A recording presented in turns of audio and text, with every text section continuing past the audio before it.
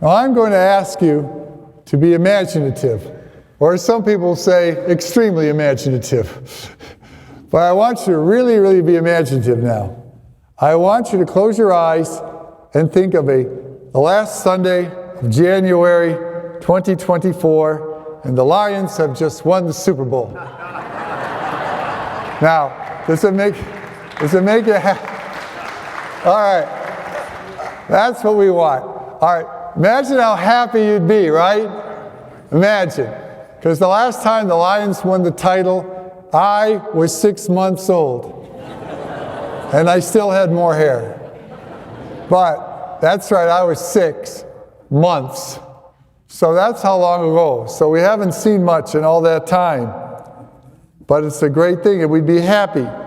I imagine the joy in the Detroit metropolitan area would be greater than anything we have ever seen, even greater than the Tigers or winning the World Series or the Red Wings winning the Cup. As great as those things are, this would top them all because it's been so long. And all that suffering that we've gone through, finally, a day to rejoice of being a Lions fan. Well, now, imagine something else. You had a neighbor who grew up in, let's pick some obscure little town, Chicago. And they were, what's their teams? The Bears, yes. They were Bears fans. And they moved here, and the Bears hadn't been doing very well, so they noticed during this season that the Lions were really doing well, so they decided to become a Lions fan. And when the Lions won the Super Bowl, they were rejoicing with you. Now, you had carried this burden all these many decades, and now there is rejoicing. But here's this former Bears fan who's now rejoicing, and he's happy with you. Would you decrease your joy because someone else was joyful as well? Of course not. You'd say, yes, indeed, let's celebrate together. Everyone would be happy because that's how it should be, right? Yes. That's the way to understand this reading.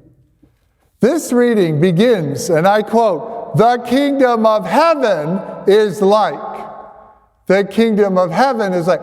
This isn't about a real live vineyard owner running his field, because no one would do what this guy did.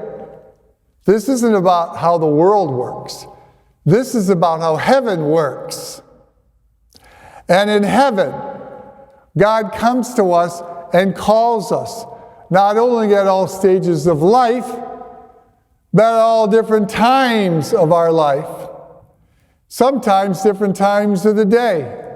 And what does he call us to do? He calls us to put our faith into action, to take our beliefs and put them into action, to do something. Whether the doing is prayer, whether doing is to help a neighbor, whether it's to bring a bag of food for the drive, for the regular food collections we do, whether it's bringing clothes to a clothing drive, whether it's doing the many other things we've done for veterans or for different things for school kids, however you put your faith in action. Some of you do it by going to nursing homes and bringing communion. There's all kinds of ways we put our faith into action. That's what God is talking to you. When Jesus talks about working in the vineyard is when we put our faith into action. And he calls us. And some of us are able to receive that call and understand it early on. And other people, it takes a little time. But the point he's making is that in the kingdom of heaven, eventually we get around to understanding that faith in action is the faith that gets us to that kingdom.